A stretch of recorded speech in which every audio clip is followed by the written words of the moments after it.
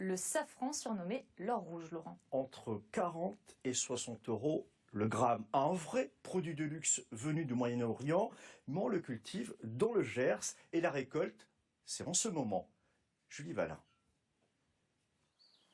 Pour récolter le safran, il faut se lever tôt.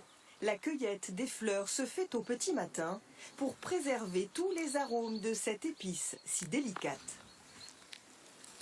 Donc là, on est sur des parcelles qui sont plutôt à l'ombre jusqu'à 10h, 10h30 du matin pour éviter que les rayons du soleil viennent altérer la qualité du pistil en fait et un impact sur la saveur du safran.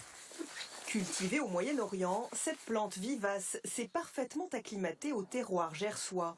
Sur cette parcelle, 25 000 bulbes de crocus ont été plantés il y a 2 ans. Après la première année de récolte, généralement, on n'a pas une récolte très importante. C'est-à-dire que sur cette parcelle-là, on a fait à peu près 150 grammes de safran avec ces 25 000 bulbes-là.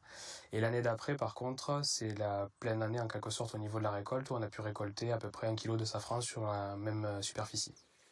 Toujours cueillies à la main, les fleurs sont ensuite émondées une par une pour révéler l'or rouge.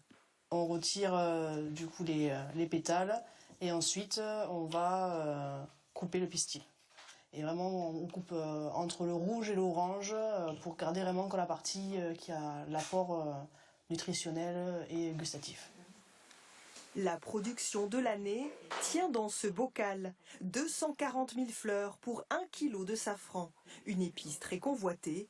Son prix avoisine celui de l'or. Suivant les quantités qui sont achetées et suivant les conditionnements, on va aller de 40 € à 60 € le gramme de safran bio, quoi. 80% de la production est vendue en vrac à des restaurateurs et dans des épiceries fines.